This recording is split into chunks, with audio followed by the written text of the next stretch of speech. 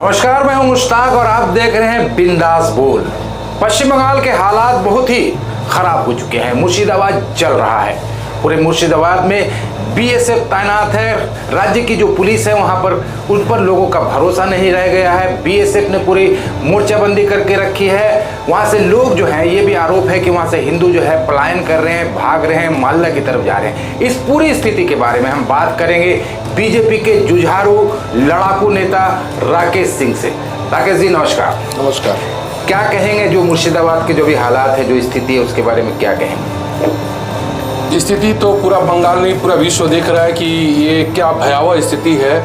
और ये स्थिति बांग्लादेश से यदि इसको तुलना किया जाए तो शायद कम ही होगा, उससे कहीं ज़्यादा ही है। मरे 2 लोग हैं, लेकिन दहशत जो है, दहशत जिस प्रकार का एक तरफा दहशत है, और ये दहशत के पीछे में तृणमूल सरकार के मंत्री हैं। तृणमूल सरकार के मंत्री हैं, तो जिस सरकार का मालिक ही दहशत देता हो तो फिर प्रशासन का क्या मोल है। लेकिन कुणाल घोष जो टीएमसी के नेता है, वो आरोप लगा रहे, दावा कर रहे हैं कि ये बीजेपी की साजिश है और ये बीएसएफ के साथ मिलकर बीजेपी जो है मुर्शिदाबाद में दंगा की है। बीजेपी का साजिश है तो बीजेपी का जो बीएसएफ और सीआरपीएफ जवान तो आज हिंदुओं की रक्षा नहीं होता तो सब एक एक करके मारे जाते, एक एक करके कटते। और इन लोगों का इसमें राजनीति कहाँ दिख रहा है? हमारे देश में हर धर्म के लोग हैं। आप देखिए बंगाल को छोड़ के कहाँ रामनवमी और भी जगह हुआ है, और भी जगह ईद हुआ है, और भी जगह हर कुछ हुआ है। सब जगह से तो कोई ऐसा न्यूज़ नहीं आया, लेकिन बंगाल से क्यों आया है? क्या वजह है, आपको क्या लगता है क्यों हो रहा है?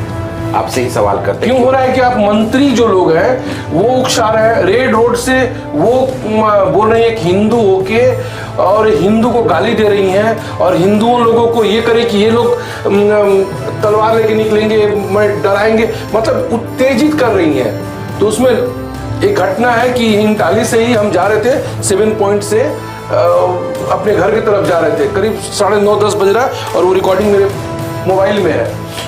आप भरोसा 200 का मॉब एक गाड़ी को तोड़ रहा है, मार रहा है। उसमें एक औरत बोल रही, कह रही आमा के मारो ना, आमा के मारो ना। उतना देर में पुलिस फोर्स नहीं होता तो वहां भी 2 कत्ल होता है। तो इस तरीका का हर जगह हुआ है। उस जगह पे फोकस हो गया, कुछ जगह पे फोकस नहीं है। लेकिन राकेश जी, ममता बनर्जी जो है, ममता बनर्जी खुद तो हिंदू है, तो फिर वो हिंदुओं की दुश्मन कैसे हो गई? देखिए, यहाँ पे हिंदू मुस्लिम का राजनीति में हम नहीं जा रहे हैं। आज यदि हिंदू के ऊपर अत्याचार हो रहा है तो प्रशासन जो गुंडे लोग हैं, जो आतंकवादी लोग हैं, उसके ऊपर कड़ा से कड़ा दमन करता तो ये चीज नहीं फैलेगा, कहीं पर भी नहीं होगा। लेकिन वो तो राजनीति वो चीज करवा रही है। बंगाली, बिहारी, मुसलमान, हिंदू, जब आप एक नमाज पढ़ रही है तो रामनवमी में क्यों नहीं आ रही है? रामनवमी में क्यों बोल रही है कि ये उत्तर प्रदेश का पूजा है, दुर्गा पूजा मेरा है, काली पूजा मेरा है? सब तो वही कर रही है। आपको क्या लगता है कि राजनीति के लिए, वोट बैंक के लिए? राजनीति में देखिए, राजनीति आज मेरा राजनीतिक जीवन, मेरा 56 साल उम्र है, जिसमें कि 30 साल मेरा राजनीतिक जीवन हुआ है। कम्युनिस्ट को भी हम लोग देखे हैं, ये पुलिस को भी देखे हैं, प्रशासन को भी देखे हैं, झूठा केस भी देखे हैं, हर कुछ से आज इस जगह पे आए हैं। लेकिन ये राजनीति, इतना गिरा हुआ स्तर पर राजनीति हम आज तक कहीं नहीं देखे हैं। लेकिन जिस तरह से गिरा हुआ राजनीति हो रहा, आप आरोप लगा रहे हैं, आपको अक्सर देखा गया बहुत मुखर रहते हैं, जो भी हिंदुओं पर अत्याचार या आम लोगों पर अत्याचार, आप बहुत मुखर होकर आवाज़ उठाते हैं। लेकिन जो आप जिस पार्टी से बिलोंग करते हैं, उसकी जो लीडरशिप है वो उस तरह से मुखर होकर आवाज़ नहीं उठा रही है। जिस तरह से अभी मुर्शिदाबाद का मामला है, बीजेपी को जिस तरह से ये मुद्दा उठाना चाहिए, अगर देखा जाए मीडिया अगर इस मुद्दे को नहीं उठाता तो शायद ये पूरी दुनिया इस मुद्दे को जान भी नहीं पाती। तो क्यों बीजेपी की जो लीडरशिप है इसमें नाकाम साबित हो रही है? इसमें हम सहमत हैं, आपके प्रश्न पर हम सहमत इसलिए हैं कि बहुत सा मुद्दा आज इन 5 सालों में हुआ है, और यहीं पर यदि ममता बनर्जी रहती तो बंगाल को आग लगा के रख देती। जो हम लोगों के नेता लोग सिर्फ इंतजार में ये रहते हैं कि कैसे अभिषेक बनर्जी को जेल में डाला जाए, कैसे ममता बनर्जी को जेल में डाला जाए। तो जेल का जो राजनीति है वो खौफ आज टीएमसी का खत्म हो गया। जेल से निकलने के बाद में वीर बन जा रहा है। वीर बना दिया जा रहा है उसको। तो ये राजनीति खत्म हो चुका है। रास्ता पर उतरना पड़ेगा। ट्विटर, फेसबुक, इंस्टाग्राम और ठंडा घर में जो राजनीति है, राजनीति नहीं चलेगा। वो राजनीति हम नहीं बोले, ये मेरा व्यक्तिगत मत है, मगर हम तो राजनीति को मैदान में राजनीति करते हैं। ठंडा घर में राजनीति एक अलग राजनीति है और मैदान में राजनीति अलग राजनीति है। बताइए कि कितने बड़े बड़े जो नेता जो अपने आप में, हम भारतीय जनता पार्टी की बात करते हैं, कितने आज 107 केस है मेरे ऊपर में। हम जितने भी केस खाए हैं, चाहे वो कोई कहता होगा कोकीन केस, जीवन में हम चाय तक नहीं पिए। अब तो देखिए तुलसी का माला हम पहनते हैं, तो हम कितना कुकर्मी होंगे और कितना पुण्य प्रतापी होंगे या दिखावा अलग बात है। जो एक ऑन कैमरा अलग इंसान जिंदगी जीता है और ऑफ कैमरा अलग जीता है, लेकिन चाय तक नहीं पिए, कोकीन का केस तक हम खाए हैं। और सुप्रीम कोर्ट तक थप्पड़ लगा कि ये केस एक कहानी है, फैब्रिकेटेड है। सुप्रीम कोर्ट बोल चुका है कि ये कहानी केस है, एक तो सजाया हुआ केस है। तो इससे, लेकिन मेरा 1 साल कौन लौटाएगा? जो जेल में हम गए वो कौन लौटाएगा? ये तो हम बीजेपी करने के लिए गए।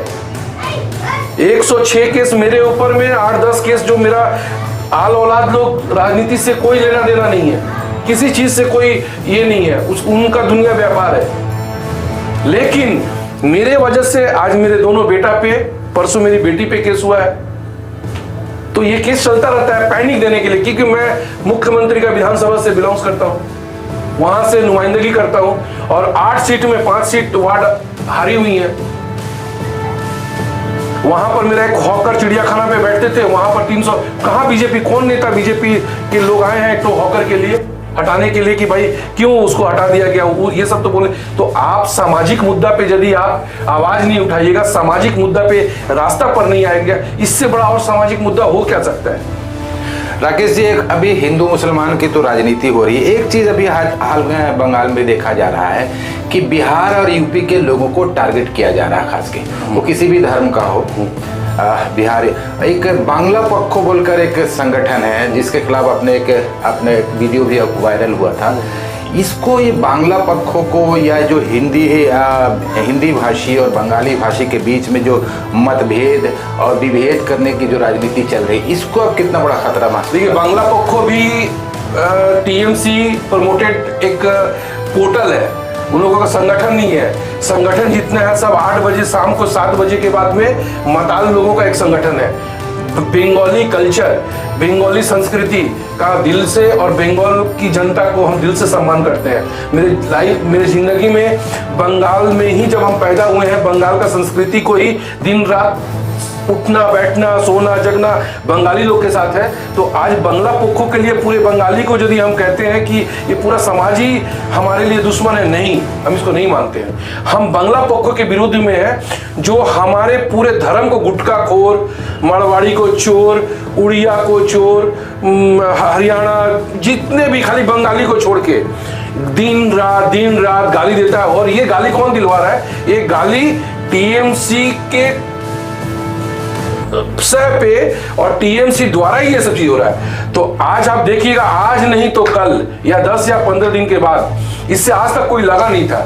हमारे भी हिंदी भाषा भाषी बहुत नेता है, लेकिन उन लोगों का नहीं, चाहे वो टीएमसी में है, चाहे वो बीजेपी में है, चाहे वो कांग्रेस में है, उन लोगों को तकलीफ नहीं है। चलो एक तो बिहारी को बोला है, लेकिन मेरे पूरे बिहार समाज को ये बदनाम करता है, उसको लेके उसको हम, ये मेरा शपथ है अंदर में है, ये दिखाने के लिए नहीं है कि उसको हम प्रशासन को 2 बार 4 बार चिट्ठी लिख के दिए हैं कि देखिए ये हमारे पूरे समाज को गुटखाखोर, गुंडा, बदमाश कहता है।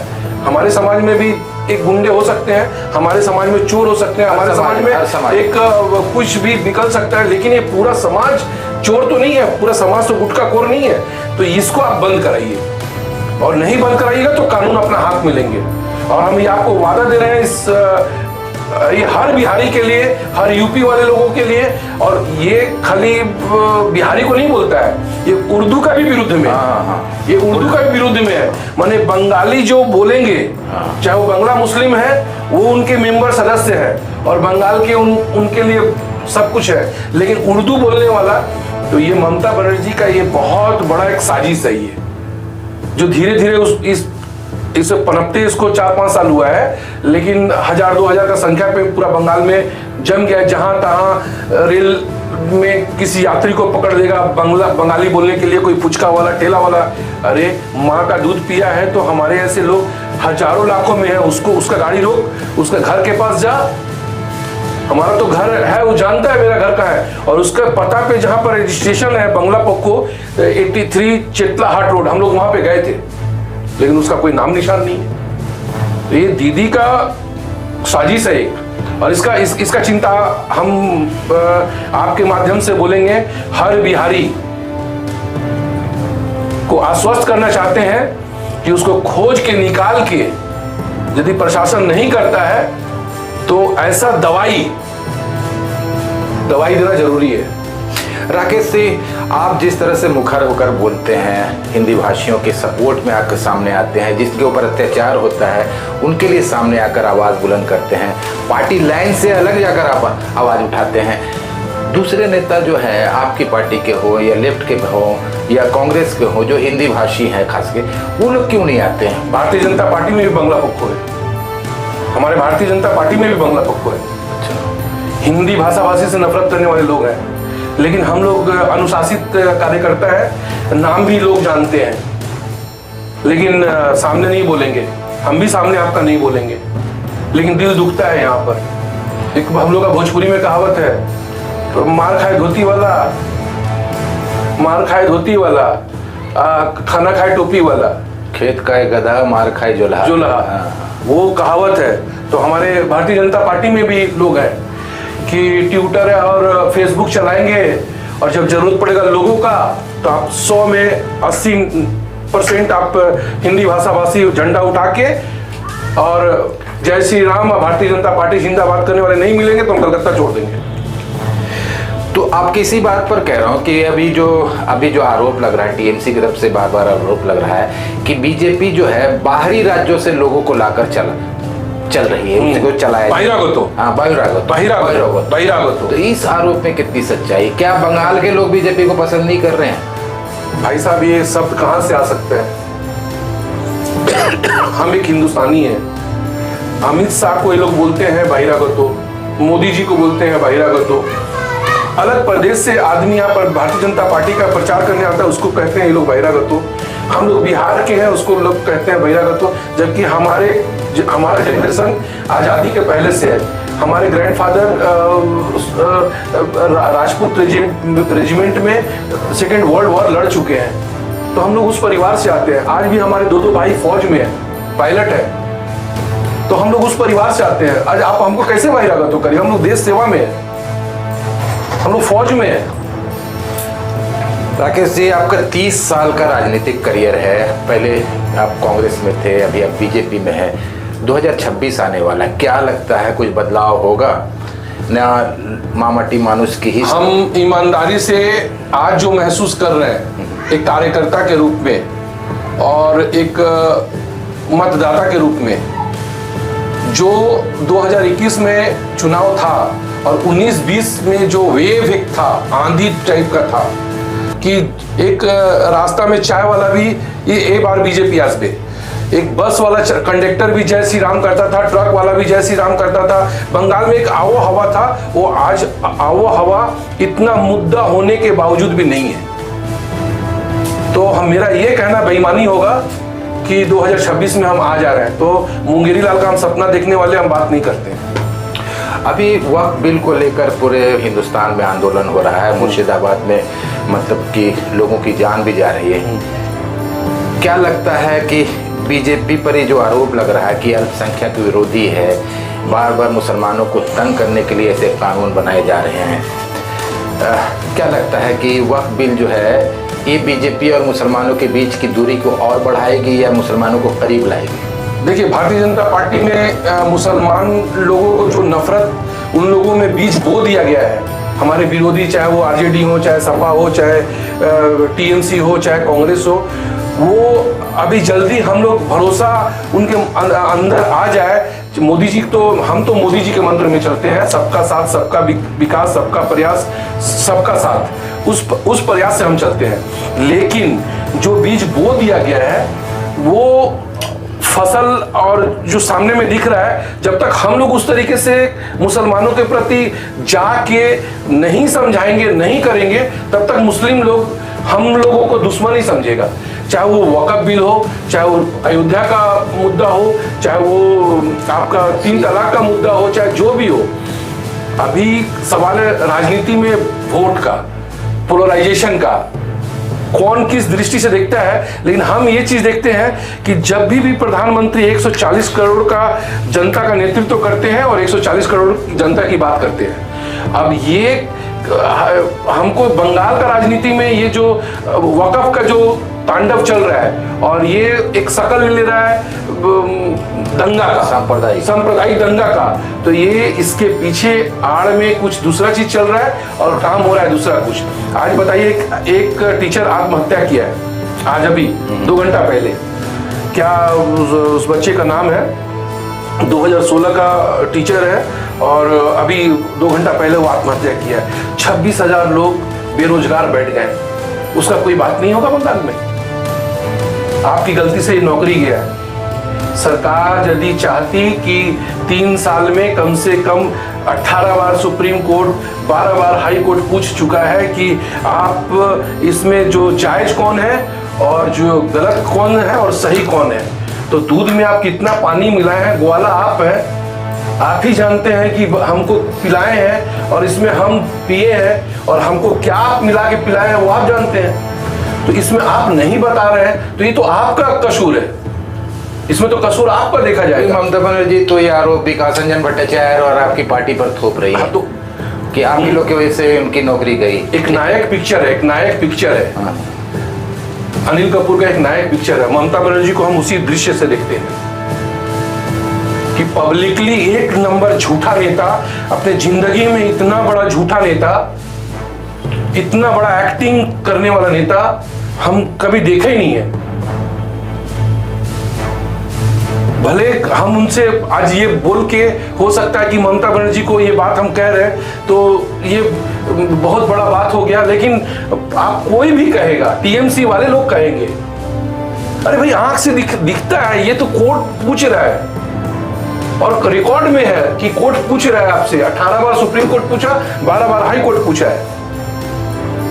एक आखिरी सवाल करते हैं, 2026 में क्या राकेश सिंह ममता बनर्जी के सामने राजनीति मैदान में मुकाबला करते हुए नजर आएंगे? देखिए, हम एक कार्यकर्ता हैं, हम भरोसा है, हम तो लड़े हैं, उनका जो दिग्गज लोग हैं उनसे लड़े हैं और उसमें भी 50,000 इसलिए पूछ रहा हूँ कि आपके विधानसभा क्षेत्र के हैं, नहीं उनके बगल के विधानसभा में लड़ते हैं और उनके विधानसभा में हम रहते हैं। हाँ। बॉबी हाकिम के विरुद्ध में लड़ते हैं और उनके विधानसभा में हम रहते हैं और अपने विधानसभा में 2285 वोट से हराए हैं। अपने वार्ड से उनको 2285 वोट से हराए हैं। तो इतना तो मादा रखते हैं, हराने का मादा रखते हैं। तो क्या इस बार आमने सामने की पब्लिक ये सपना, हमको इस पर भरोसा नहीं करेंगे। यदि ऐसा मौका आए तो पूरा लॉयल्टी के साथ, पूरी ईमानदारी के साथ, तृणमूल का हर कार्यकर्ता, हर नेता के साथ, जो शुरुआत से जो मेरा लड़ाई का जो जोश है, उस जोश खरोश के साथ लड़ेंगे। तो ये थे राकेश सिंह, हमेशा की तरह जिस तरह से बिना लाग लपट के बात करते हैं, पार्टी लाइन से भी ऊपर उठकर बात करते हैं। शायद बहुत कम ऐसे नेता होंगे जो कि एक पार्टी में रहते हुए पार्टी के ऊपर उंगली उठाते हैं। आम आदमी की बात करते हैं, आम लोगों की बात करते हैं, अपने समाज की बात करते हैं, फिर उसी तरह से दिल खोल कर अपनी बातों को रखी है। आप नमस्कार।